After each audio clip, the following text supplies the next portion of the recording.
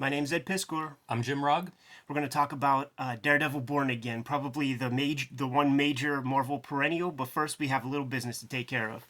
Yes, my new book, Octobrion in 1976, world's first blacklight comic book, is out everywhere now, including places like Target.com, which is so weird to me. Love it. But this is a book, it's printed with fluorescent ink, doesn't look like any other comic that's ever been made before. Russian underground superhero from the 60s. If you're into weird comics, if you're into comics that don't look like anything else, you want to add this to your collection, and it's available in comic shops everywhere as of this video. So pick it up. Great book, man. Congratulations on the Kickstarter, Jimmy.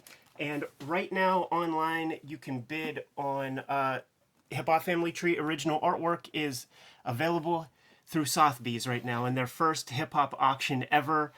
For those who are looking for the Buy Me Now option, the Ed Piskor Studio Edition is out there and available, $150. You get it from Fantagraphics.com, you get it from your local comic shop, and if neither place has it in stock, then you could go to some online service. But also Patreon.com/Ed Piskor. I'm serializing my Red Room comic strips. It was a 3-page week this past week, Jimmy, and the idea of the comic is that it is playing on a modern day urban legend where there are people live streaming murders for fun and profit on the dark web. And in my idea, this kind of thing has been going on for quite a long time. So this past week, I was capturing some of the snuff era of VHS Red Rooming. Yeah, and also the Jim Rugg era of being 12 and loving the VHS, the VCR, the old kind of TV, man, that's awesome. Had that TV, remember, Tint, Sharpen, and then what were the other ones? Classic. Patreon.com/Ed Piskor, $3 gets you the archive. And today, Jim, let's talk about Daredevil Born Again with one caveat, man. We're going to try to stick narrative-based, narrative-focused on this because we could take 2 bites of the Born Again apple, and eventually we will do just a specific artist-driven version of a Kayfabe episode using the artist edition. But we have these beautiful comics at hand, straight off the newsstand, man, because we ain't playing. Yeah, 1986, another thing to bring up here, and this is February, cover dated February 1986. So 1986, the big year when the direct market takes over from the newsstand. Ironic that we're using the newsstand in this pivotal time, this transitional period, but 86 is such a big year. It's Dark Knight Returns, which would have been coming out in, I believe it launched in spring of 86. So right around the time of this issue, give or take a month or two, is Frank Miller's Dark Knight Returns, which really set the stage for what if we did superheroes for adults. And reading this, that's something that comes up to me is like, there's not a lot of context for this series, which is pretty heavy, man. It is intense. And it's intense before we get Watchmen. It's intense, maybe concurrently with Dark Knight Returns, but it's out of a time whenever it's still kids. Superheroes are still for kids consuming this stuff. And man, this is a mature comic. It really is. And I'm looking through your newsstand editions here, and I see that almost every single one is approved by the Comics Code Authority, with the exception of this issue. And in some ways it's a surprise, but in other ways, with some of the subject matter, Frank Miller tiptoes around certain things in clever ways so that he just doesn't spell out, she is hooked on fucking heroin. I don't think the word's Junk. ever used. Junk, smack, like those Fix. words seems to get by. Incredible year, 1986 for Miller. We have Dark Knight Returns. We have Daredevil Born Again. There's Batman Year One comes out at that period, and at least one of the Bill Sienkiewicz collaborations. Elektra Assassin, I believe, begins before the end of the year. Being published before the end of the year. So they're working on it for sure at this time. Then I think both come out, and because I think the Love and War comes out before Elektra Assassin. Not 100% sure. Yeah, well, and that one Sienkiewicz is working on concurrently with Elektra Assassin. So all of this stuff is in the hopper.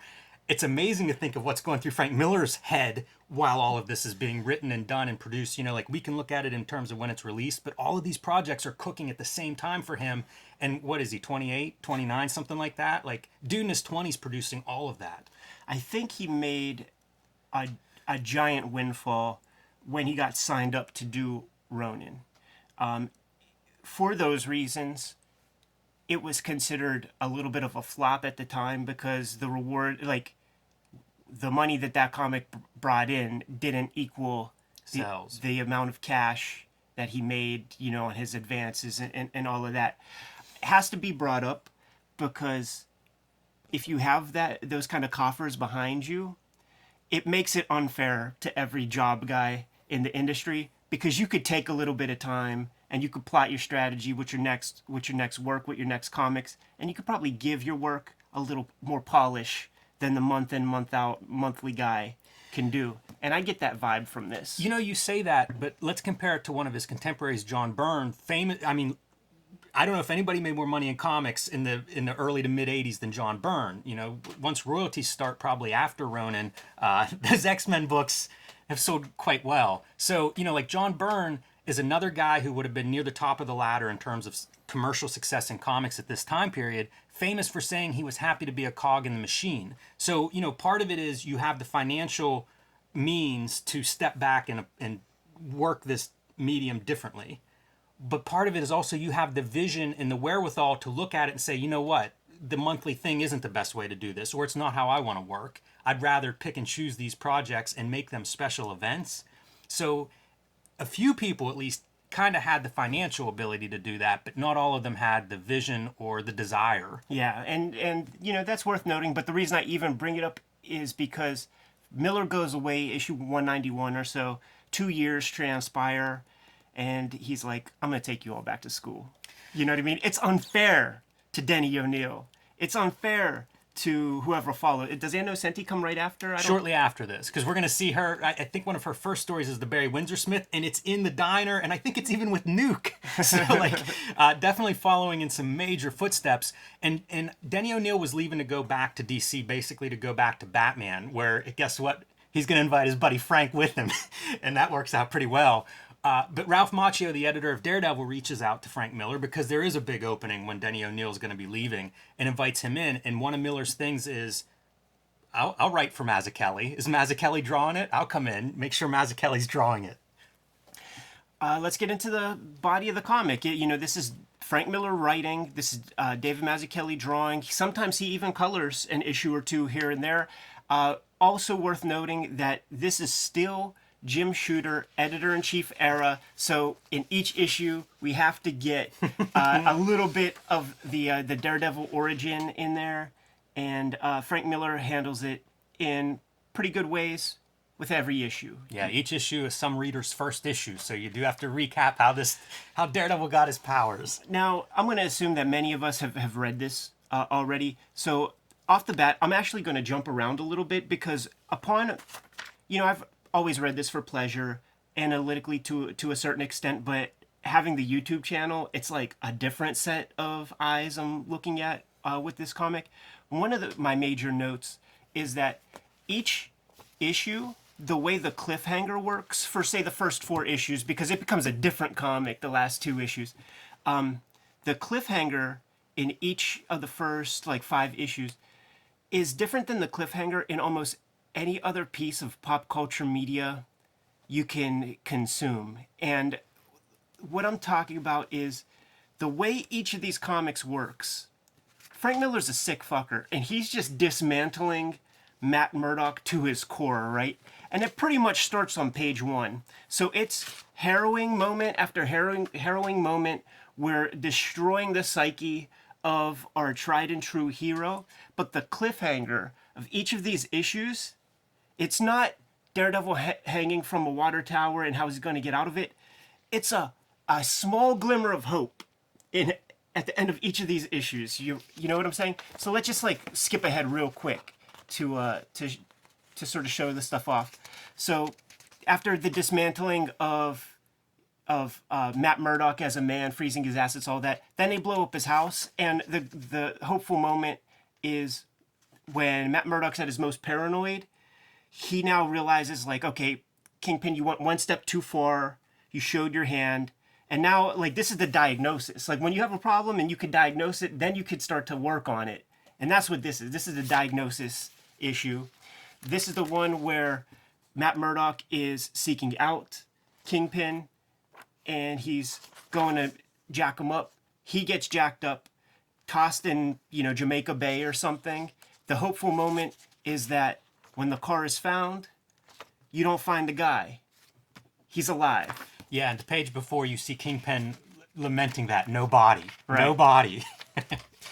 So he's a bumbling homeless guy basically in this issue, but he gets discovered by a person who kind of turns out to be probably his mom. Right. Should we just launch right in now? Yeah, man, dig in, because this opening sequence, I mentioned this being kind of like at a time when comics are still sold to kids. Boy, is that intense. That's Sin City right there. You could put that right into Frank Miller's Sin City of a junkie in this like noir-esque, dark, almost black and white world, just, selling her soul for another shot and not booze, as this scumbag that's pushing her explains. And, it sets the tone. Like, that's about as dark as you're going to find in a Marvel comic pre-1987. And it is intense. And then follow it up with Kingpin, like some of this stuff. Like one of the big parts of this story is Kingpin's arc. And he is trying to move towards this, like, respectability, but mostly just from a legal standpoint. It's not that he's coming clean in any way. He wants to legitimize those businesses and bring along his criminal associates with him to basically take over the world from a legal standpoint and be on the right side of the ledger. So that's his arc, and that's what he's establishing here with some of his leaders whenever he gets the tip from the junkie that, guess what? We know who Daredevil is. Daredevil, his arch enemy, the guy who's always kept him from achieving these goals, and now he knows who he is. Talk about payback time. That's a gift. You think about these like real life analogs for something like a Kingpin, legitimate businessman, but everybody knows he's a criminal. And you think about like, the Dapper Don, John Gotti, or like a Suge Knight or something, where everybody knows and is in agreement that these guys do some nefarious things, and it takes a lot of red tape to try to unpack that shit, Yeah, and they get into that, like washing money through casinos and stuff. Like it's kind of interesting how much of that they fit into the storyline, because it's done somewhat deftly and subtly, but it's also The Godfather. This is not unprecedented in media. Miller's not inventing this concept, but he is applying it pretty well. Yeah. And we have the motif of Matt Murdock laying there. That's going to be played out, thematic rhythm over the course of a couple of issues. And Wildcats #1. Just saying. Just another day, right?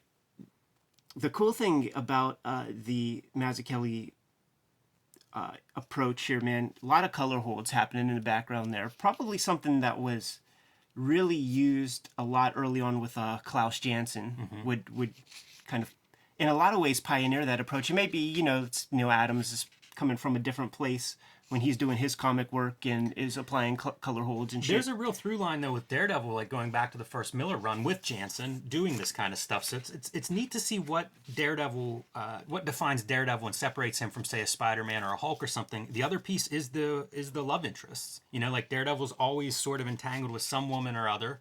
You don't see that in all the Marvel comics or Batman's or Superman's even. Kind of an interesting, unique quality of Daredevil for several years. Also, Mazzucchelli does all of this human part, right? We're going to see sort of the creature comforts of Matt Murdock. So whenever you lose those in 2 issues, you feel it. Like whenever he's at his lowest, I was rereading this week and just felt terrible reading it because it is hopeless. It is real suffering. And I think the impact comes because we get to see this kind of the mundane, the lifestyle, and to see that all taken away. Not very many cartoonists are doing that. And we said we'd focus on the story and the writing. That is a big chunk of the writing. There's a lot of storytelling that goes on just by seeing these kind of mundane, like the human quality of Murdock. Yeah, the set pieces and all of that. There's some real good examples toward the end when Nuke is in effect that are going to be fun to point out. But what we're dealing with right here is now that Kingpin knows that Matt Murdock is Daredevil, he's systematically getting all of Matt Murdock's assets frozen, stopping his payments for all of his bills, and essentially, like, Matt Murdock's about a week away from getting evicted and losing his license, getting disbarred for somebody's coming forward. Actually, Nick Manolis, one of the cops that was like a semi-reoccurring character in the Frank Miller earlier issues, and even a character that was created by Frank Miller in his APA self-published days, is sort of becomes a turncoat. You talked about color holds. That's how they're making that pattern on the on the wallpaper. That's a pretty good use of color holds and really subtle. But man, once you start looking for them, you'll see them everywhere. Sometimes it's very obvious, but for an effect like the wallpaper pattern, man, that's a nice use of it. The color is dope in here, man. The color is definitely pretty cool. As Matt Murdock's life is being thrown into upheaval, it's almost like he's trying to take stock and try to figure out like where this kind of attack is coming from. And he's calling Foggy, he's calling Ben Urich, and he's not getting satisfying responses, which is making him more and more paranoid, essentially. Yeah, and Urich is going to be a character that's used a lot. A character that, again, stretches back to the Miller's original run, and a guy who is very close to Matt Murdock and knows a secret. So a confidant of Matt Murdock and Daredevil, probably about as close as a character gets to him, and he realizes it's wrong. So Miller, this is technique of having several voices go through the narration and point of views, something we'll see in Batman Year One. I'm not sure if Miller does it very much before this. Like, this is pretty aggressive, where we are going to concurrently run through several characters, bouncing around from one character to another and their internal monologue. And it's clever, if it's a reporter, you can do it through their stories and writing and stuff. But it is definitely like this multiple perspectives is what we're seeing through this story. Here, Daredevil is infiltrating Nick Manolis's tiny apartment to try to figure out like why, after 20 years of good service on the force, like why are you deciding to lie right now? Doesn't get a satisfying answer when they're sitting there talking, but Daredevil has super hearing, and in one panel, we establish that Nick Manolis has a sick boy, and is requesting some money for treatment, which is a good touch. Like you don't want Snidely Whiplash, Rolly Fingers mustache villains. Everybody has to have a reason, and the writer has to believe in those reasons in order for it to resonate. I do think Miller is a little over the top in his prose. It reminds me a lot of, say, a Chris Claremont or something, where there are a lot of words used in this comic that probably aren't necessary. It's a little bit purpley, which could reflect his interest in noir and that kind of romanticized writing. And I think he is trying some new stuff writing-wise. So, it's probably working out some kinks and becoming more confident with this approach. Yeah, I sort of adored the writing in this, because it is like the bleeding edge on the way toward Sin City, which is even more purple and over the top, but it's all to an effect. It all fits the design. I also see echoes of Dave Lapham, a guy who comes up under Shooter, in all the mundane scenes are so well depicted, and that just feels like something that I can almost imagine Shooter really trying to push on young artists. And at this point, Mazzucchelli's been in the game for several years, so not that young, but extremely good at that part. And I feel like that is something that Shooter would have been preaching. Kingpin has a tail on Matt Murdock and gets daily reports about how our guy is going down his True Hollywood Story downward spiral, and is rejoicing in this action.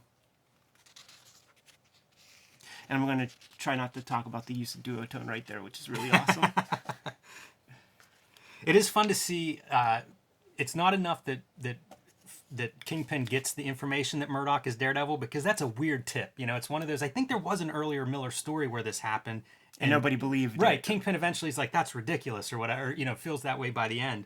And so he's cautiously watching this unspool, and based on the actions of Daredevil and the guys that are following Murdock, he's satisfied. And so we get to see it. It's show, don't tell. Right. Not an easy thing to show either, by the way. When the cameras go back to the Karen Page arc, the color, more often than not, does a really good... shows really good examples of changing the setting through color, and it becomes very arid and hot. A lot of warm colors. They also do good with making her be so empty. You know, it's white dress. It's a pale yellow for hair. It's very like washed out, and they do a good job of showing her as this strung out person. You know, Mazzucchelli, when he draws her, you see a face that looks thin and gaunt and sunken eyes and cheeks and stuff. He does better in the next ones. Like see, she's still like, you know, that's a good one, but like in most of these she looks a little together, but like when we get to like, you know, the subsequent issues, she's getting sucked up. Boom. But here we go. Like, his assets are frozen. His friends are no longer his friends. Matt Murdock is a man without a home, essentially, and can't be driven home more than blowing up his brownstone. And this is the moment where he realizes, Kingpin, you showed your hand, man. Yeah, in the panels where that house actually blows up, you see like even the straight edges around the panels are being used now to show the world shattering. It's no longer straight and up and down and stuff. This is where he sort of goes unhinged, where it is too far, and that's what his inner monologue reveals is like, I know it's the Kingpin because this is too much. Yeah. It's one step too far. We see it emotionally, visually, and then we hear it, we read it. Love this cover effect. So this is the fractured piece. This is something I think we see in other covers, but if you look, this isn't really torn up. It's actually just drawn that way. And the color hold is your magenta on top of it, you know, but it's not clean tears. Sometimes you'll see a cover that is cut up and, you know, pieces are moved around. This one is just, it's all drawn. It's all like an optical illusion by the artist, but this is the fracturing of Murdock. And it's Murdock on the cover, not Daredevil. Continuing the motif of Matt Murdock laying there. This time, it's not that beautiful, those Hell's Kitchen digs, man. Also half the size of the bed. We're down to a twin mattress now. And he's super paranoid, man. Everybody's coming after him. He doesn't have a friend in the world. So when the guy is knocking on the door, trying to figure out like, yo, man, you gonna pay this month's rent or what? Or tonight's rent or what? Matt Murdock fucks him up, man. Big contrast in panels between the smaller and smaller little room that Murdock's in, and when we get to Kingpin, it's this big, expansive, almost not even a wall there as he's looking out over, surveying his city. Quite the contrast from the little $7 a night room hovel that Murdock's stuck in. Yeah, this is where you get the Raymond Chandler voice bit when he's like, you know, I had $10 in my pocket and this hotel gave me change. I can remember early on reading about homelessness and how like sleep is one of the most awful things you go through because you just never get good sleep. And this is what I think of when I read the sequence is like Murdock's come unraveled. Like he's fantasizing about, you know, going and beating up Kingpin. Not exactly what you think of as Matt Murdock, who's usually calculated lawyer Matt Murdock, but this lack of sleep and discomfort, he's kind of out of his mind. And we see it when he chokes out his little tenement landlord guy right here. We do. Stalking him. Yeah. You know? Stalking him in that tiny room. And then the twisted Dutch angle as he's like wandering away, the distorted color. Yeah, that's that Kriegstein vibe. Kingpin continues to get his reports on Matt Murdock and how he's doing emotionally.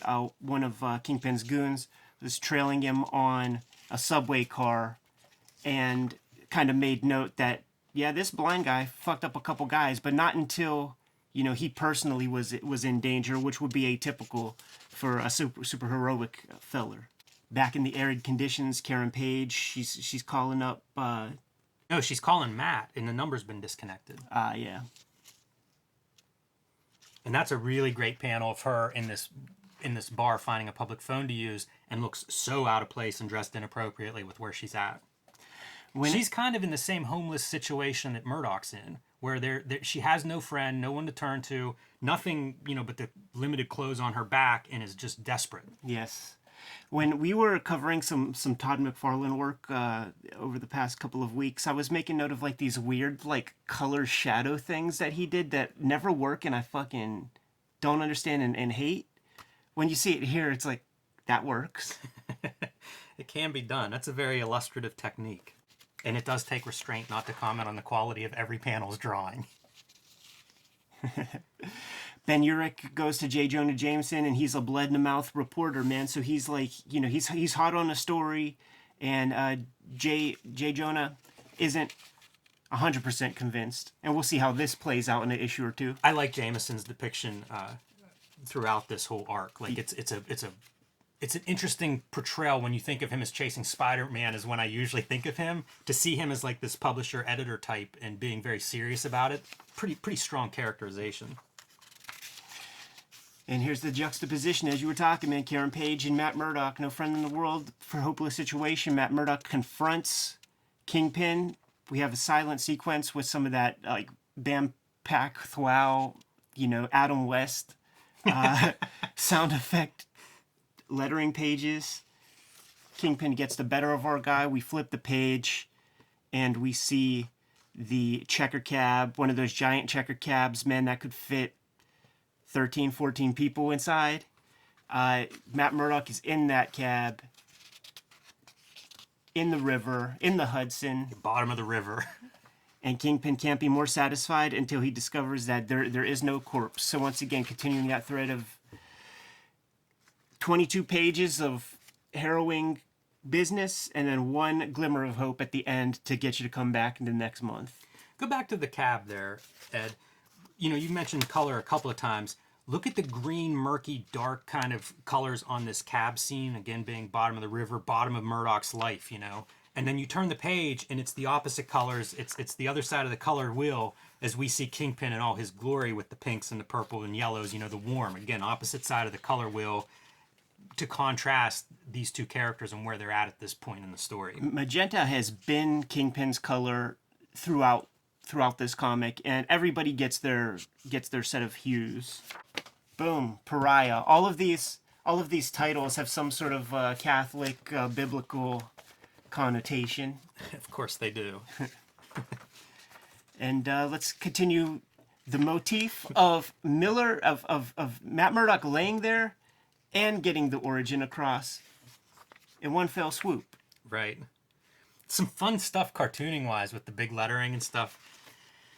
They really do well with that. Whether it's color, whether it's lettering, to emphasize both the mood and what is happening. It's like whatever tools they can bring to it, and man, they have a lot of tools in their shed. They have such a command of the comic book page, and being able to play around with that stuff in a Marvel space is commendable in and of itself. Pretty great here. We're seeing like almost the dreamscape or whatever, the subconscious darkness, and you get to see a little bit of silhouettes, very effective and graphic. But this is a foreshadowing of what's to come. So it's a memory of his childhood whenever he was in its darkest moment and being comforted by this woman with a cross around her neck.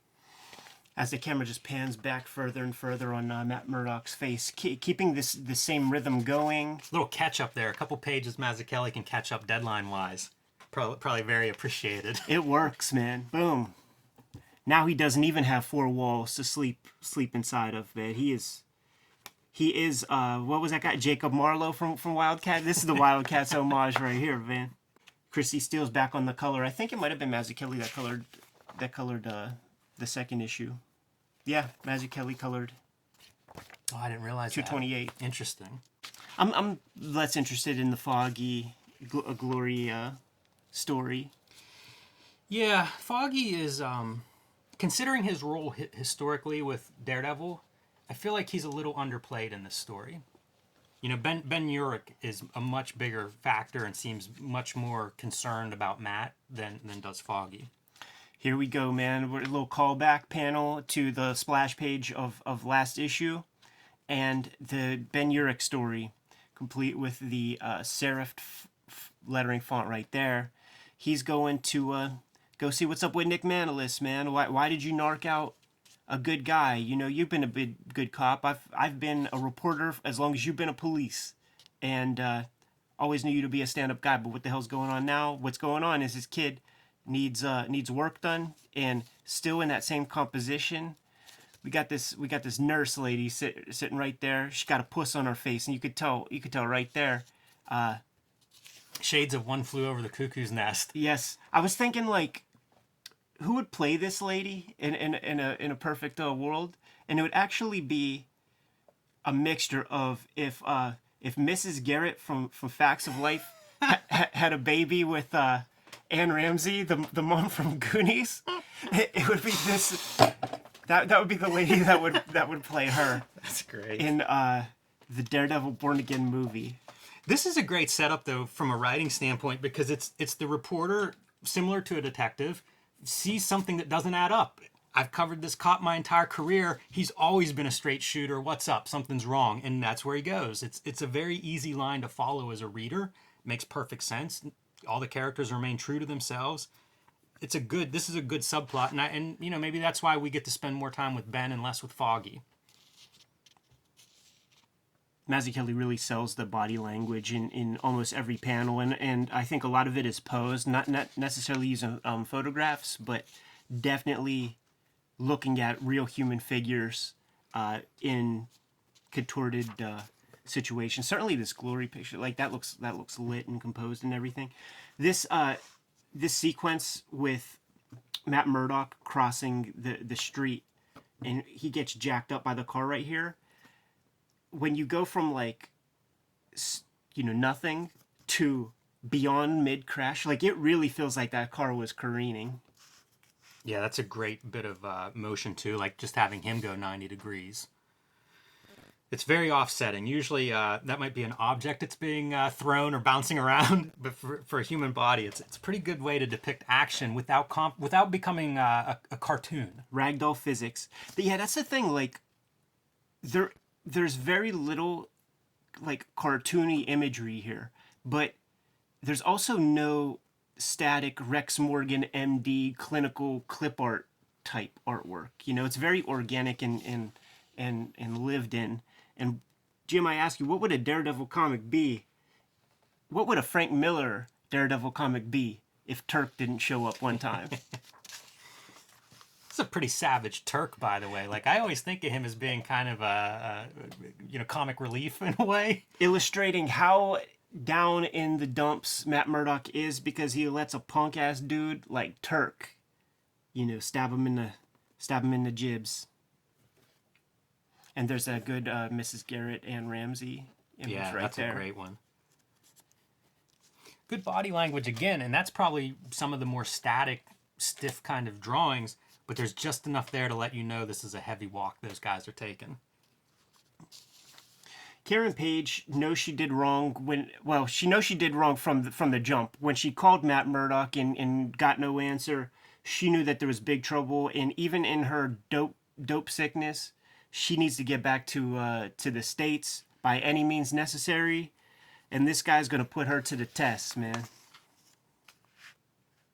Yeah, and she is ex-porn star, right? So, like, you know, part of the reason that some maybe shady businessman would be interested in her, even knows who she is or why he'd be helping her out, and some quotes around that, could be because of that reason, because she has some notoriety as this in her checkered past, which, again, pretty unusual, I think, for a kid's comic. Dude, that one of these characters is an ex-adult film star. She's an ex-adult film star. She's on, Junk, Smack, and here she's bartering with her vagina to get back to NYC. Yeah. This is approved by the Comics Code. You know what this tells me, dude? The Comics Code at this point was definitely such a vestige that probably when the code was initiated 30 years previously, those same people are working there, and they don't know what Junk and Smack is. And by the way, 2 issues later, it doesn't get the Comics Code. They may have gotten reprimanded for this. Maybe a boss heard about it from some mom somewhere and was like, you guys sleep through this one? Continuing the Mrs. Garrett sequence, man, Manolis and Ben Urich are out there at the car talking. Something about, oh no, the boy dies. Manolis's son dies, so he's dealing with the fact that he sold people out, that he was a dishonest cop, and it didn't even do him any good. So he's ready to spill. Mrs. Garrett ain't having none of that, man. She breaks Urich's typing hand, and then in this issue, Urich is saying something like, I didn't get the worst of it, man. I had to see what happened to Nick Manolis, and we don't see in this issue, but We'll see next issue. And the old stomping ground, Matt Murdock is going to the gym where he first trained pre-stick, getting some work in, but Feels like this is a little bit of it's a tease of things to come, because we see he can't even punch that bag. Like, he collapses whenever he just tries to throw a very weak-looking punch. Again, the great body language, because you see there's just nothing behind it. He's leaning up against the bag more than he is punching it. Impossible to draw. These kinds of things where it's just a little bit of body weight in the wrong place to let you know it's sagging, it's leaning, those things are really tough. And you know, this panel says it all about Karen's Right. journey on the way back home. You know, we see the works on the table right here. One word in there, Matt. Matt's not in that panel. Matt's in Right. somebody's desperate thoughts. Miller does well with some of that stuff. I think he does it really well in Elektra Assassin, but this ability to kind of put a word here or there, and I think that goes back to noir. Whenever everything was clipped sentences and short, you know, I think a lot of those writers that he was probably into, probably taking a page out of their book and really trying to be efficient in some of these spots. And I think it's effective there. That's a painful caption. And here's this glimmer of hope for this issue. And the final bit, you know, there's still no corpse. Like this was a whole issue where Kingpin's goal was find the body, get me the body. And at the end of the issue, there's no corpse. Just like Murdock's running inner monologue was keep moving, stay ahead of this. And, you know, the conclusion that a man without hope is a man without fear. A little heavy-handed, but also loving it. You're buying it for Daredevil, so pour it on, man. Cook that up thick, Miller. Yeah, funny to think, right, that there's no Daredevil in that issue. You know, like how tough of a sell was that to editorial, you know? You would hope not. With the track records at play, it may have been a terribly hard sell, but, you know, this points out the idea that we think it could be a hard sell. That's the whole problem with the comics industry as Marvel DC exist, is the idea that that's somehow a hard sell. Probably one of their best-selling books in history. Right. All right, man. He's in like the you know, the church basement, being tended to by presumably moms. Always love whenever the title of something is worked in. So here we go. The whole storyline is born again, and this is your title. This is what it's named for. This chapter. Karen and Marco are coming up through Working her way to New York. Kingpin, getting his workout, beating a bunch of dudes the fuck up. Thinking about Murdock being alive the whole time. And That's the problem, man. You take your shot at one of these guys and miss. Now you're looking over your shoulder all the time. like Omar says, man, you come at the king, you best not miss. You're going to get it. We have our foggy glory stuff that we don't care about, and then this is where we get to see what happened to poor Nick Manolis, man. I see probably some broken bones, definitely a lot of entry wounds. But now Ben Urich's a pussy, you know. Now he's shaking. He got his writing hand torn to shreds. He's eager to jump off the case. Quit chasing those Murdock leads. Karen Page finally makes her way to Penn Station. This was the end of the road. You know, she's supposed to be done with Marco, man. She let him get what he wanted all the way up here. Last sentence, it wasn't enough for him. She's a pro about it. It wasn't enough for him. Kingpin is starting to unravel a little bit. And so he wants this guy named Nuke. And his right-hand man there is like, you're not serious. You know, that guy doesn't do domestic jobs. But Kingpin is, you know, he's freaking out. Like, in his head, he's building up Daredevil to be this giant who he has been unable to kill. Despite throwing everything at him, he's still out there. And now Kingpin's feeling the hunted a little bit. Hey, one weird art question. Weird that line comes out of the frame, right? Yeah. Kind of a strange choice there. Yeah, there's a couple of those things that are going to happen throughout this stuff, but like, what a good choice right here, man, with this very expressive panel Thought with of that. Ben Urich. I think we read somewhere Mazzucchelli talking about one of the things Shooter objected to in this whole story was whenever this stuff got a little bit abstract, like some of the close-ups. I can't remember where we read it. It might have been in that Comics Journal interview with him. But this is one of those more abstract where you're starting to see rubber blankets are bleeding in already. Murdock wakes up in the church basement. He knows where he is. He knows he's being tended to. Facial hair with passage of time is an instrument that they're using to let us know that this isn't taking place in the course of a day or even maybe a couple of days. I don't have much takeaway, but we're going to see Murdock's eyeballs a few times throughout this story, and it's always interesting to me, like, how do you handle, you know, he's blind, like, how do you draw that in a way that makes sense? And we'll see it a couple times. Like, that's one of the first instances I noticed on this, as we're flipping through it right now. Yeah, Mazzucchelli, like, I was going to make note of it earlier, but in these early ones, like they'll just be these black abysses. Yeah, and often you see them with the glasses, like the shaded glasses. So whenever you do see it now and then, that's something I always look at just to see, like, how do you handle that? Look at them sunken in eyes, man. Oh yeah, the cheeks too. You know, like that's gaunt. Like you see bones sticking out every angle on her face. She gives Foggy Nelson a call, and but she has to do it surreptitiously while this guy's sleeping. You know, he's a bad actor. Cuts to Daily Bugle, and this is where we see J. Jonah Jameson at his most professional. You know, like a really good kind of soliloquy about the value of newspapers. You know, we've taken down presidents, we've taken down mayors. 5 million readers worth of power. Yeah, you get chills. Yeah, Jim. it's great. It's a good scene. You get chills, and then you know, Urich is speechless. He has nothing to say. Because the whole thing is he wants a puff piece. You know, he's the best investigative reporter for the Daily Bugle, but he's sort of had enough. You know, this is above his pay grade to be getting beat up by Mrs. Garrett.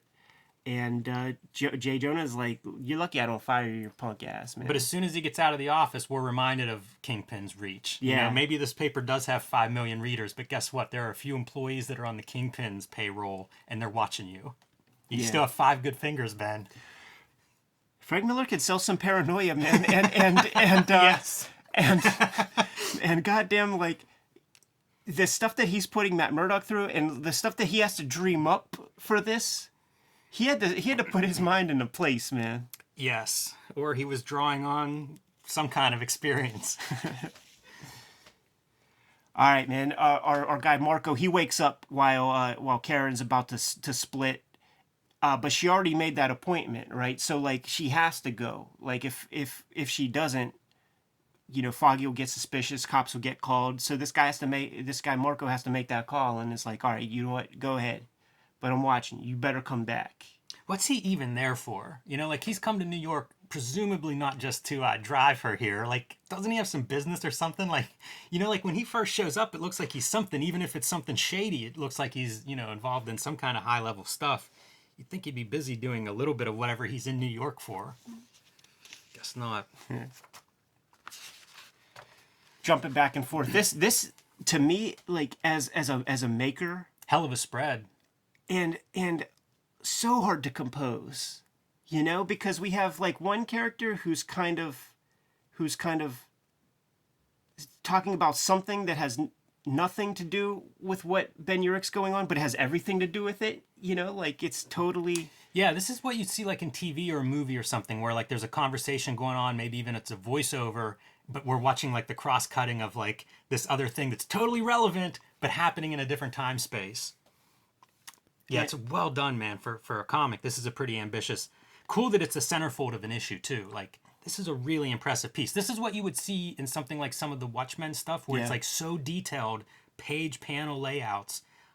This feels a little bit like that, where it's like, yeah, this is basically a perfect spread.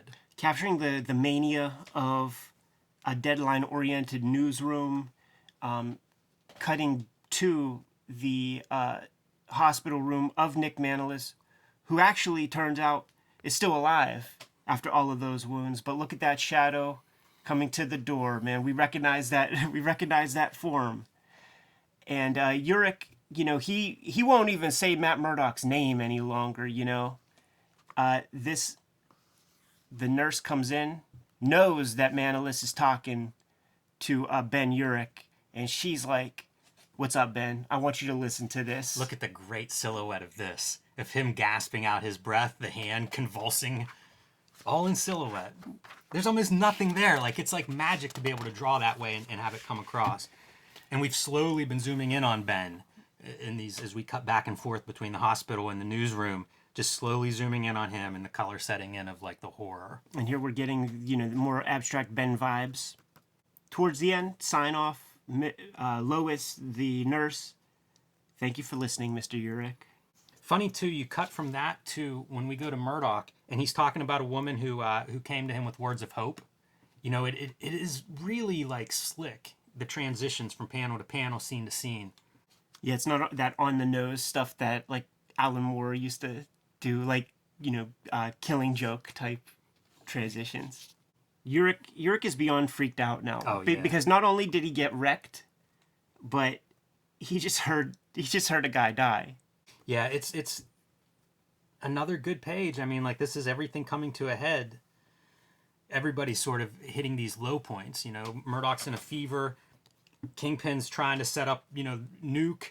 Everybody is just at this bottom point in a way, which is what, it's the process of this kind of a story arc where this is about where you are hitting the end of the second act and you're hitting this low point where it's like, okay, the biggest mountain, we're getting ready to climb it, but we've got to be at the lowest point when we start. We can't turn the page without commenting on the new universe. 1986, 25 years into Marvel's history. I love these ads. Man, the light of the ring around that planet, so great. Too bad the comics weren't, but really good ad. It sort of ends with Foggy and Karen. She reveals that she's been going through some struggles, even though Foggy's doing that thing that it's very American, it turns out, that when that people ask how you're doing and expect to hear, oh, I'm doing fine. So Foggy's like, yeah, he keeps saying, yeah, you look so great, blah, blah, blah. And she's like, Foggy, I'm a junkie. Yeah. But Foggy, you know what? This page makes me think this is Foggy's arc. Ben is there for Murdock and Daredevil. Foggy is here for Karen because he won't let her leave and go back to this abusive guy, no matter the risk to himself. He calls her family, and in a way like those, we talk about Karen and Murdock having these parallels as they're going through their homelessness and struggles and stuff. That's what Foggy is here. Like, he's the lifeline that Ben will be to Murdock. And then this panel is weird. Look at the background around that. It looks fine color-wise until you look close, and then what the heck is that even? What are we seeing there? You know what it feels like? It feels like a spread in like a Bakshi cartoon, where there will be these like extreme foregrounds, and it's more emotional than a real life set piece. This is also an amazing, beautiful panel. Really impressive. Incredible the reductive stuff that he does, and when we crack open that artist edition, in fact, we should put a follower count on like when we cracked that artist edition. 30,000. Have you seen any script pages from Miller for this story? No. I would be really curious to see like what he's writing in a panel like that, because that was one of the things is that he was going to work with Mazzucchelli for this story, and he was going to work full script. And we've seen full script for like the Batman Year One. I'd be curious to see it on here. Ben Urich makes peace with who he is. He's an investigative reporter. He says the name Matt Murdock. He knows what he has to do. Yeah, that's been a running motif of don't say the name throughout the whole thing, and takes his cast off himself, foreshadowing The Rock many years later in the Fast and Furious franchise whenever he flexes out of his arm cast. Kind of the same type moment. I think that's where they got it. Gonna have to take your word on that, man. So, cut to the costume shop of Melvin Potter. What was his villain? Gladiator. Gladiator, right. So Gladiator, the reformed villain, again from the Miller original Daredevil run, and the issue before this starts, which Miller co-writes with Denny O'Neil, that is a Gladiator story. So, a fresh character there, but a villain turned good. And now the Kingpin's men come, and they have a request for him. They want a very specific costume made, because again, Kingpin wants Murdock and Daredevil out in the public. He's not done yet, and he's trying to get that body, and so this is the latest plan. Our nice moment to end this issue on. Wow. Matt Murdock asks the nun, "Are you my mother?" She says, "Of course not," but he has that super hearing, man. He hears her heart skip a beat. She's lying. So this is the last official issue of what's known as Born Again. We're going to keep going 2 more issues because that's what I always read. That's how it's always collected. It certainly ties up loose ends. There's more to it, but if you look at Wikipedia or something, these are the 5 issues that they call Born Again. Makes perfect sense, man. I always read them as a piece, but the last 2 are some action movie extra shit. It's a little different flavor despite some of those subplots. I love like the gym scene. Whenever I did the Silhouette zine, I believe that one made it in. It certainly was considered because there's so many good silhouettes all through here, but it's a return to the gym. From a writing standpoint, we saw him go there and not be able to even hit the bag. So here we are 2 issues later. Let's see how he's doing now. This onomatopoeia is used in modern day internet culture at this point. And the magenta is still the cue that, the Kingpin having his board meeting. He's saved. Punches the bag off the chains, man. That feels like such a classic over-the-top movie moment. Urich is spilling his guts, letting everybody know, what he heard, what the deal is, that Nick Manolis was going to spill the beans, and he got silenced. Nick Manolis is a cop, man, and there is that thin blue line. So Urich is now going to have an entourage protecting him through the rest of his travels. Yeah, and he says he can't talk about the Murdock part of it because of the blind, the man who can read print on a page just from touching it, and then, cut to that happening in the images. And the big Kingpin of Crime story, 6-part series by Ben Urich, is now starting to run in the Daily Bugle. The heat is being turned around here. Yeah. When Kingpin failed to stop Murdock, now as long as that keeps going, it's just threads keep unraveling, things keep going wrong. Like the police, like all of these pieces, you just can't string this along forever. Lois did her job. She silenced these guys, but now that Urich is opening his mouth up, she's going to have to be relocated for her troubles. And, this is a city gal, man. Yeah, Arizona's where she's supposed to go. What are you talking about? She ain't happy about it. It's interesting to see everybody who we see Kingpin as this monolithic, you cannot defy him. And when somebody does, he kills them, he buys them out, he sends them to Arizona. But they constantly keep doing that. And as the story goes on, he talks about all the people that he needs to kill to keep quiet, and it's taken longer and longer for his men to carry out their orders, implying that they're not too on board for this stuff.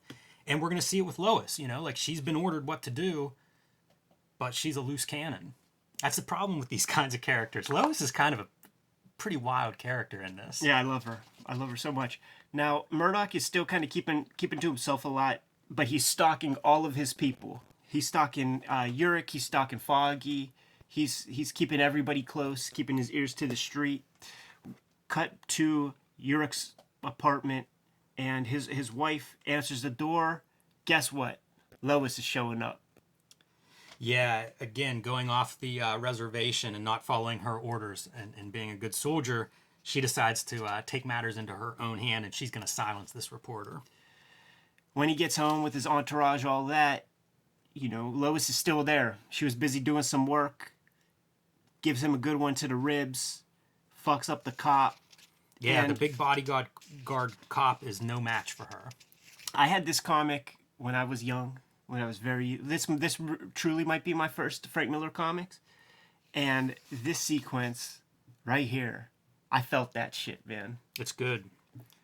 It's really good. I felt that shit. Just the mania of she's still alive, she's making some noise, she's fucking hanging. You have a minute, who knows how long she was hanging. You have a crazy nurse Hatchet in the other room. Your wife is portly, so now you have to hold her up while you're looking for, your straight razor to cut her down. You're a skinny twig. Great hand reaching for that razor too, man.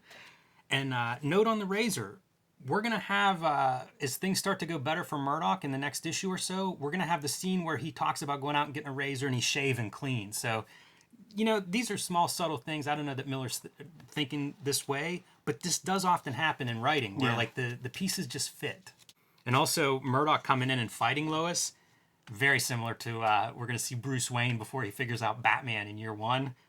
Maybe even wearing a similar jacket and everything. It's a similar moment. He's got the triple fat goose coat. Cut to Kingpin. He's got ties in with, the local Arkham Asylum type joint. And there's some kooky dude that they're going to let out and dress him up in a Daredevil costume. Let him run loose, man. Look how much stuff is happening on this spread. You have Kingpin, you have that asylum, you have the costume maker who's conflicted, Ben Urich and his wife, the failed nurse, and Murdock back out on the hunt. That's a lot. Man, that's a lot. That's a very cinematic 2 pages where you're just cutting from character to character in all these different scenes and all doing things. Man, and speaking of hitting the bottom, that is about as bad as Karen Pay as we'll ever see her look. I feel like that image is iconic. It's effective. And her guy, man, is like out there smiling in his Dick Tracy gear. Yeah, I thought that too. That's not an accident, I don't think. I don't think, man. Why you wearing yellow? This is another one where I'd be curious to see the Miller script. Is Tracy referenced? Yeah. I mean, if not, then Mazzucchelli's going off on his own, you know, Look with at some of this stuff. It's so Kriegstein, Yeah. you know, this face. It's a big ensemble, too. You know, when you're looking at Gladiator and Foggy and Karen Page, it's a big ensemble that he's balancing, because now they are all kind of coming together tighter and tighter as the story goes along. Very Wire-like in that way. We've seen this panel-to-panel sequence in Stray Bullets 1 when Joey thinks that that you know the cops discovered something, and he just pulls the gat out just like that. Perfect side view. Blam is like the sound effect behind him. That's a funny panel, and again, we'll look at the art some other time, but having Marco's head, like the hat, touch the top of the panel border, it's kind of a weird panel. Weird composition there. This stuff's really effective. Like, there's no background, no ground plane, but what a great panel. And so Kingpin's watching this, and everything is converging now. This is like this climactic moment at Foggy's, and it's Kingpin has people there. That's where the guy dressed up as Daredevil is supposed to go in there and basically beat Foggy into some kind of permanent injury. And then we have Karen Page and her stalker, you know, homicidal boyfriend showing up, and we have cops that are watching everything. A lot of players here. We see the Daredevil character turn on Kingpin's men. His handler. Funny. It's so funny because they boost a psycho out of the clink, and guess what? He's still a psycho, and just immediately like turns on his own guys. We have Karen Page pulling a little bit of Shawn Michaels, Marty Jannetty on Foggy. Boy, she looks great there too. A very simple face, almost no lines, but wow, a lot of expression. Yeah, and this ink line, as the deadlines are ramping up, and these comics are coming out on a monthly basis, that inking is getting looser and getting way closer to Rubber Blankets era inking. Oh man, there's a lot. We Mazzucchelli could have his own YouTube show. Yeah. Where you just go through, you know, talk about a master. For my money, he's the best superhero cartoonist. It is such great moments as Murdock shows up and plays Savior and plays Daredevil, and all the people who have always looked up to him or counted on him. It is that Calvary moment. Like, these are the great moments in heroic storytelling, is that moment when it seems like the darkest before the dawn, and Murdock is that dawn coming through the door. Good sequence. Love the Dakota North. Have to point that one out too. I love the ads from this time period. Good sequence of Murdock dispatching the goofball Daredevil guy. And when you see that Daredevil guy getting jacked up, he's getting jacked up and contorted in ways that you just know that the real Daredevil wouldn't, you know? And all the while continuing the shootout between the cops and this Marco character. How much does Beard Daredevil look like Chuck Norris? Totally. That would be who would play him in the movie. Walker, Texas Ranger, Daredevil. The shootout alley stuff is awesome. Like, that is amazing, that panel. But even like the previous several pages where we're getting these shots back and forth, all really great moments. And Karen's plan is that she's going to basically OD before this guy shoots her. That's a pretty dark moment. Is this the one that... Nope, that's Comics Code approved, I believe. Yeah. It was an icicle, a strategically fallen icicle that saves the day. And here's this sort of motif will play out again in the next issues. The Matt Murdock hugging Karen Page motif. And then we get one page of Frank Miller giving us the damage assessment. You know, X amount of cops, toast, once boosted psycho. Yes, naked. Somebody got their costume back. Some South American drug trafficking, you know, murderer. And, you know, Ben Urich back on the scene. And he's still looking for Murdock. His goal is still to find Matt Murdock. Kind of cool, this version of Murdock. I've seen, you know, like looking stuff up, referencing this. I saw some filmmakers saying this would be their sequel to Daredevil the movie, would be to do this story, and it makes total sense. Like, it is cinematic. Even the build around Murdock, like, you could really frame that. You know, it feels cinematic. Like, we see glimpses of him. He shows up at the right time here and there, but it's still this, like, almost mythic. He's still elusive to everybody that's been looking for him, whether it's Kingpin or Urich. We had our Catholic / biblical titles previously, and this 2-issue sequence, God and Country, Armageddon. Yeah, this is a weird piece of this story. It is. I can't imagine the story without this, even though they say this is, you know, like, it's those first 5 issues. But I guess they could end where they end, you know, and it's Urich looking for him or whatever. Interesting that these are part of it, and that both Mazzucchelli and Miller are here for it. You would think Mazzucchelli might be... I mean, it's a lot of lifting he's been doing, drawing all this stuff. Let's go through it. I mean, this is a weird story. This is a very weird story following the 5 issues we just talked about. Yeah, honestly, I always thought that these were a piece. Yeah. I'm kind of glad that you, like, looked that up, because it now makes way more sense. Because, Yeah, I always read these as one. I read these after the fact. You know, I wasn't reading them monthly. So, like, when I got these, I read all of them together as if it was one big story. And it fits, you know, same creative team, same subplots are picked up and run with, but very different. Very odd. Ladies and gentlemen, this is Nuke. This is this guy with the flag on his face. And you know what? I'm going to make note when we see him in an airplane, if that flag is still on his face, because then I guess that means it's a tattoo. It's not some Road Warriors Sting face paint. And he's going in. He's breaking up the Contras or whatever. Or I guess the Contras were on our side. The Russian plants. Another Cold War. Let's not get bogged down with any important details here. Because he's going in, but he's going to get called out. The little number stuff. This is a like a body count on his gun. It's a like... video game, dude. This is Contra, dude. Yeah, it really is. Nintendo's out. And he's just popping pills, uppers, downers, all this stuff, calling them out by colors. Red, white, and blue pills are what he's taking. And this is the guy that Kingpin has ordered to come to the States. He's got a job for him here in Manhattan. Very florid description of Karen's dope sickness and trying to pull her out of that stuff. Doesn't seem like a picnic. And there is the hugging motif that we last left off. Some interesting art choices there. 2 parts I would point out. If you look on the right, it looks like all the art stops, you know, like the drawing part, as if it were shrunk down. Like that would have been a full bleed, but they reduced it to fit on the page. Same with that top part where the black just kind of ends, where it seems like maybe they were supposed to fill in the top black or something. It's pretty strange. Like looking at this last night, I was like, that's kind of bizarre. And I could see if the top were all black, like a full bleed, because then you have white at the bottom of the page. You know, it's almost this transition out of the darkness and into her sobriety. Kind of weird. Kind of unfinished. You know, I don't know if this is what the art was supposed to print like. Ben Urich meets with Foggy Nelson. Urich knows the deal that Matt Murdock is Daredevil. He's trying to assess whether Foggy knows or not, because, you know, he's still on the hunt.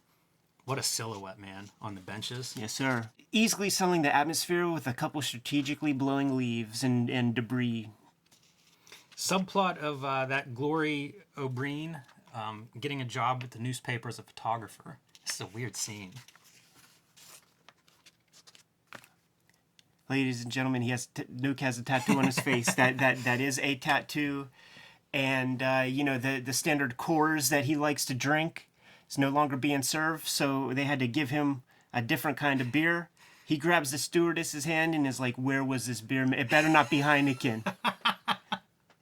This better not be Guinness, lady." Yeah, and then his little handler's like, "Don't worry, man. It's Milwaukee's best, man. You're drinking the Beast, dude." And I, honestly, this like. The last job I had before I became a professional cartoonist when I was a teenager was at a call center for Marlboro cigarettes, man. Like fulfilling those catalogs. You cut out the UPC, you could get a raft. And the reason why we had the call center was because no hillbilly-ass Marlboro smoker is going to talk with a person from India about their Marlboro order. And furthermore, they don't want to hear shit from Yankees. Every single day, I would have a conversation with somebody reminding me that their little Marlboro merchandise is the only stuff in their entire house that's not made in the USA. Wow. Furthermore, some of this ashtray was made in Pakistan, and I heard it every day. Wow. And that's what this reminds me of. On a brighter note, we point out clouds every now and then. Pretty interesting clouds in that terms of loose inking and drawing. Very, very loose, scratchy lines. If you dissected this panel, like just showed me, this inch, I would have said Sienkiewicz. Here comes Nuke. That's what we're dealing with here. Murdock is becoming himself again. Yeah, flashback to the, reminded of the Razor. And on the left, we're hearing about Lois turning state's evidence, who we last saw trying to kill Urich's wife, who was saved with the Razor. And now we see Murdock picked up a razor that morning and shaving back into his own self. Now he's not, it's gonna take some time for him to get back to business. So they have, little black back room closet type place that they're living. He's got a job. He's slinging hash at some local diner or something. Urich's going in to interview Lois, and he's got, man, the people around him at this point. So Glory's there as a photographer. He has his bodyguard, who I assume is maybe a policeman. There's the guard from the prison, and there's a third guy in that checkered jacket, and I'm not sure what his role is. Like, they're small talking on the way there, but I don't know who that is. I feel like it's supposed to be another security guy.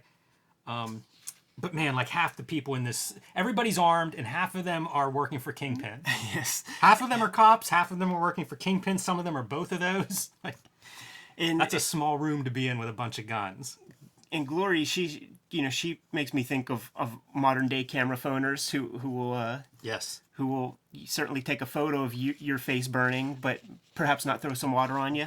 That is the one interesting thing with her is we see her in several sticky situations continuing to take photos. Kind of neat. It's I don't know what we think of journalists anymore, how they're depicted in fiction, but it's a pretty heroic depiction of journalists throughout this story.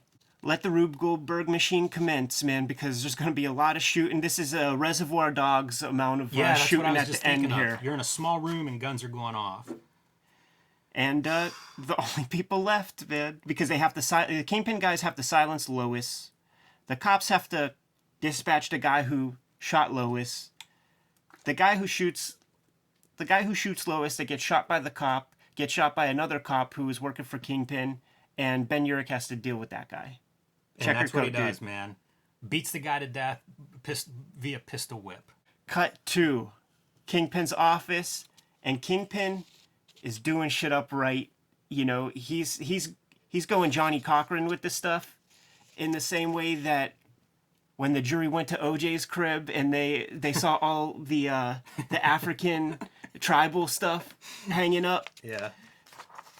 We're seeing Kingpin's office. He's got Civil War memorabilia, big E Pluribus Unum statues, a giant flag hanging on the wall. Part of the arc of this story, it's about like the fine line between jingoism and patriotism. Yeah, I mean, I think it's even further than that, and it's just the corporate influence on our military-industrial complex. This was something that was coming through the 80s. We would see it in things like Brought to Light, Alan Moore, looking at these kind of topics. Ollie North trials, this was a very CIA expose kind of time period. But in a lot of ways, man, you could graft this right onto our politics today. It seems like this has all become more amplified and everybody taking their part to sell whatever they're trying to sell. It's always strange when you read this stuff that's 35 years old, and in some ways it hasn't changed at all. There's a little sequence, Matt Murdock slanging hash, but he's able to listen in on a conversation between Ben Urich and a couple other newspaper guys, I guess. One more subplot. We've seen this diner a couple of times earlier in the story arc, maybe before Matt Murdock got the job on the grill. And they talked about how lousy it is. Ben would go there and write because it was empty because the food was lousy, so nobody would come there and eat. Well, guess what, man? It's bustling now, and the one guy says, best burger I ever had. Maybe some of that's because he walked away alive from a shootout, but maybe some of it is because Murdoch's sitting in the back and being like, give the burgers about 10 more seconds and they'll be perfect. Cut 3 panels to the guy eating it and saying it's the best he's ever had. So Murdock might be turning this place around. And enter Nuke into the Hell's Kitchen neighborhood. Yeah, enter the weirdness of this story, right? Like, we're gonna drop this guy. How's this supposed to work for anybody? You know, it's a really strange part that this is worked in, and maybe the sloppiest of the whole story is this sequence. Go in, just mess things up. Don't kill anybody. They're Americans down there. Yeah, and so from the gun, a rocket. A wino cries to God. Yeah, so much for the don't kill anybody. You know, a lung collapses. A woman holds her baby close and hears him gurgle. Like, what is going on here? How is this supposed to work? And I don't think it's a surprise that this is what Nuke does. So I don't know what the plan was. You know, like, I don't know that the plan goes awry because what else could possibly happen? But also, like, how did anybody think this was going to work? You know, Kingpin's supposed to be smart, right? Like, his plan is to do so much warlike destruction that Murdock will reveal himself. You would expect a lieutenant to maybe, it's time to organize the underlings and have a coup. Right. He informs Karen, who just got her house blown up and fell on her, don't worry, none of the important stuff inside you got damaged. Right. Don't know how he knows that, but that's reassuring. He's so romantic. And exit Nuke until gets hit with a billy club upside the headpiece. And here we go, man. Enter the schmoz, next issue. And before that, give me a red. Those are the pills where he goes over the top. Yeah. And you turn the page and it's all reds. It's Daredevil in costume. And, you know, Karen, in the rubble of the building, the one thing she has is the Daredevil costume. So in a way, she delivers Murdock in the beginning of Born Again. And now here she is bringing Daredevil back. Armageddon, the conclusion. Some fun stuff in here. Again, a story that doesn't all add up, but some fun stuff. You know, you see Captain America on the cover. I've heard Miller in interviews, or read Miller in interviews, talk about his interest in Captain America. He did a Marvel Fanfare issue with Captain America, so I think he has some interest in these different archetypes, and Captain America fits that. And you see this issue respectfully dedicated to Jack Kirby on the splash page. This is such a video game. Like we got the Contra guy, Nuke, you know, to contend with. We got a chopper. That's a good end level boss. A very well drawn chopper too. Not a generic helicopter. Like, you could probably find whatever model this is, I bet.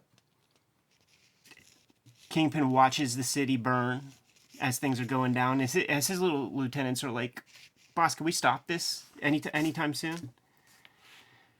Page after page after page of fight, knocking Nuke into some power lines. Very reminiscent in my mind of the mutant fight with Bruce Wayne and Dark Knight Returns, where he's targeting nerve centers and bones and all these different strategies, none of which are working on Nuke, and we'll learn more about that later in this issue. He just blinded Nuke, you know, so now they're operating, you know, it's blood sport, like they're operating at the same position, but Nuke is still a little bit of a problem, man. This is probably my favorite panel. It's great. It's so good. Great with the coloring in the foreground where he's darker and like the blues and purples in front of all the yellow fire from the chaos behind him as he's falling. If this was like, you know, modern movie, this would be like a slow motion. Yes. And then 2 seconds before you'd speed it up right there. You know, that's yeah. some, That's right. Who's that guy that directed 300? Oh yeah, Zack Snyder. Yeah. I was thinking Michael Bay with the speed up part, but Right. sure. Nuke falls on cop car. Daredevil comes down, you know, jumps on him. Gets the gun away from him too, which was one of the things Daredevil's been trying to do for a couple of pages. So he does pull the gun away from him, you know, and we see Nuke show up. Well, that's not going to stop him. He just doesn't have the gun in his hand anymore. Well, I can't help seeing Rambo 3 whenever when Daredevil takes down the helicopter with the grenade launcher on the underside of the rifle. And this right-facing page to me is reminiscent of the Bissett, Toddlebin, Alan Moore, Very much so. Swamp Thing Yeah. issue that had the Justice League in there. With the big lofty language, a soldier with a voice that could command a god and does. It's good moments, man. That is a great moment for Thor. And Iron Man just looks soggy and looks like the little brother in Christmas Story. I can't move my arms down. Like he just, It's so stiff. he looks rusty. And this is one of those things. These are the Avengers are like government issue. Yep. And he's holding his like hand laser thing on Daredevil. You have to count of 3 or something. What happens at 3? You gonna roast Daredevil? Yeah, it's messed up, man. You know, like Hell's Kitchen is just burnt. Like lots of casualties, lots of suffering and stuff. The Avengers just show up, scoop the guy up that's responsible for it, and take him away. No answers, nothing. And you see Cap looking solemn about it. Like he recognizes he's following orders that maybe he's not sure what's behind them. Cut 2, bunch of naked dudes in a sauna, having a meeting. These guys don't golf. Yeah, and this is probably a little bit of a shortcoming storytelling-wise. I think they also don't suffer fools lightly, and Kingpin can push around his weight all he wants, but you're in a room full of naked dudes that have been killing people their whole life, and now you're messing up their bottom line. I just don't think they all roll over. This page is kind of brutal, cause like just like with all the stuff that we've seen in our lifetime, when even COVID, where it's like we now have to like reappropriate different buildings and stuff for triage and shit. That's what we're dealing with here in the same church setting that helped Matt Murdock recover. The people of Hell's Kitchen who were caught up in Nuke's storm are being helped by the nuns and nurses of the neighborhood. We still have Matt Murdock kind of stalking behind Foggy. Like, he even blows past him and doesn't even say what's up to his homie or anything. Yeah, I kept waiting for that, some moment of reunion there that doesn't happen. It seemed like that would be the perfect place. Thank Foggy for, bringing Karen Page out of, like there's a lot there where those two could bump against each other and they don't.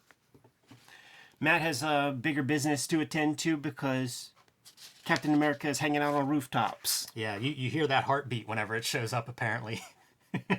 I do like this sequence. Like, some of the heroic stuff is very fun. This is absolutely breathtaking. Amazing. Whoever is responsible for cutting the color seps there, gorgeous. I always wonder, like, who is responsible? Did Mazzucchelli indicate this with some kind of line where color holds, and then the colorists it was their chance to shine? Like, that's spectacular. For this method of coloring, that's about as good as you're going to see in a comic. Yeah, you have to get a good colorist on these issues because of the Nuke face at the very, very least. Right. Although Miller drops the ball there when he says Jameson is so happy he springs for 2 colors. It's 3 How'd colors. they get the third one? Yeah. And now you get to see some of Captain America, what that solemn look on his face a few pages ago. He's coming for some answers. Yeah. Goes to the general and is like, where did this friggin' douchebag come from? I'm seeing shades of something familiar. Tell me the truth.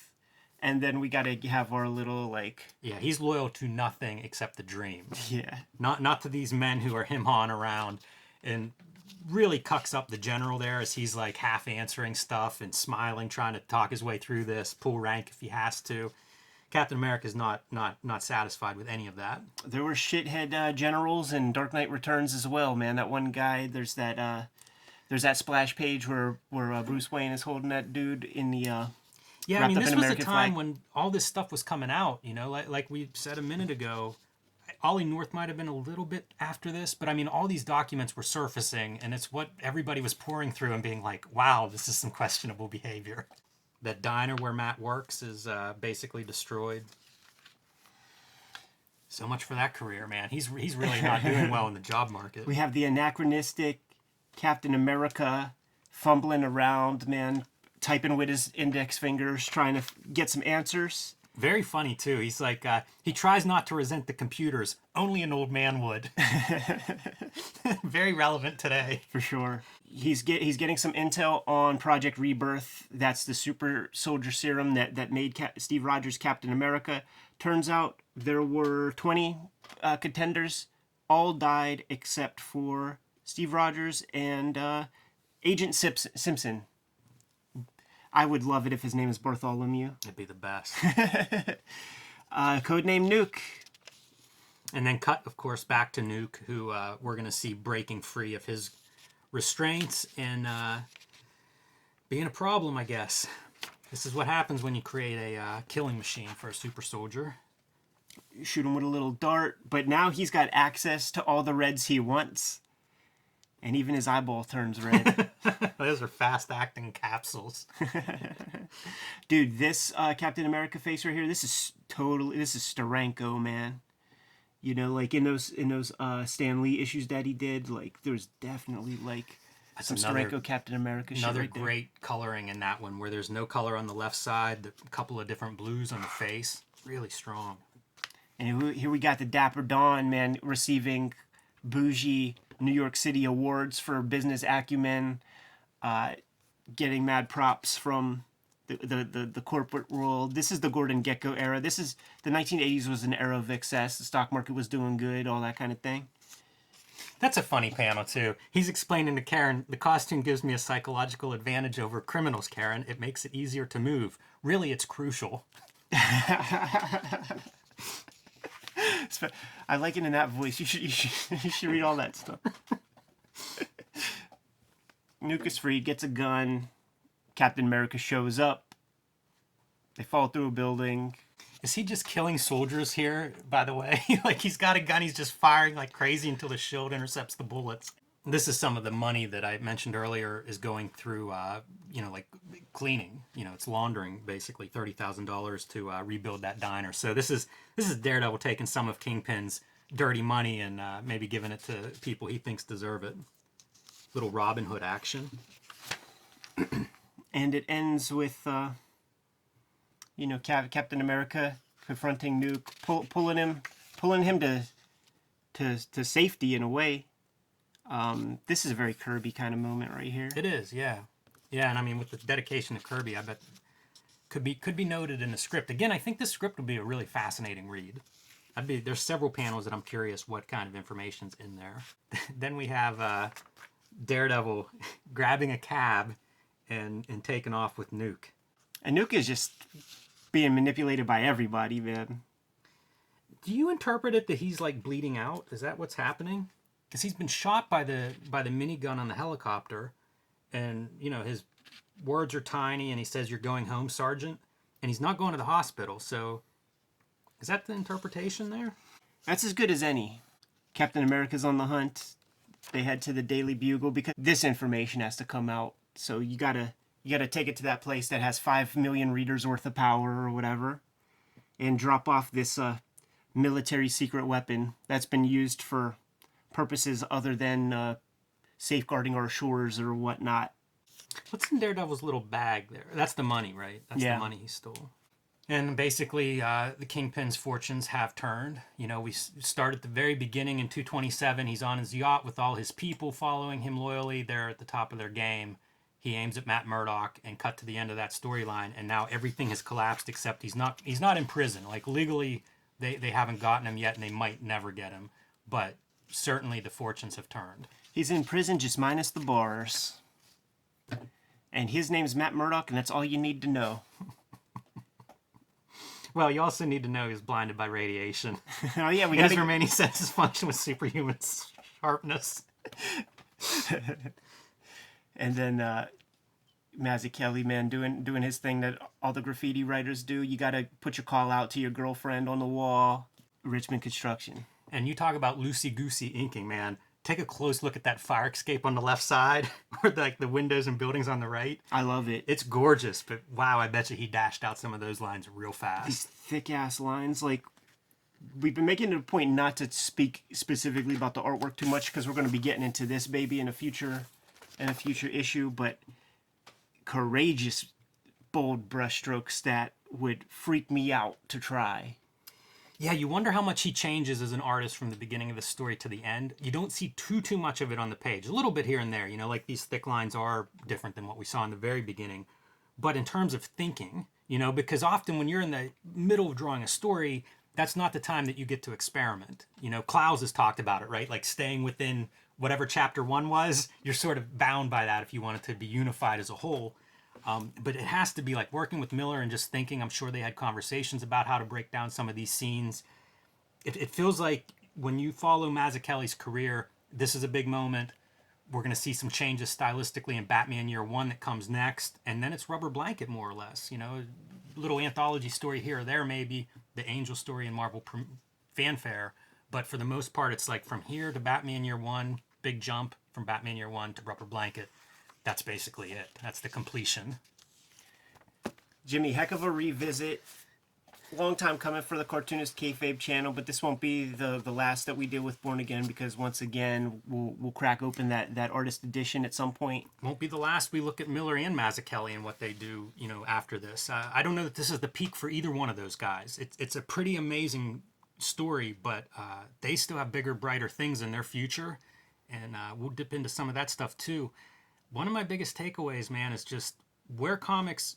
If you're reading comics 3 or 4 years after this, the whole landscape has changed. You know, when I show up, they're trying to get adult readers. They're doing work for mature readers. They're putting mature, you know, on the covers of some of these things. It didn't really exist in '86 American spinner racks. And so this is a crazy thing to think of as being sold to kids. And certainly adult readers that were into comics, I'm sure, were delighted by this, but it's pretty seismic. It's ahead of its time in a lot of ways. Or it's spot on for 1986 and all the stuff that's coming, like Dark Knight, Watchmen, Elektra, Assassin, Batman Year One.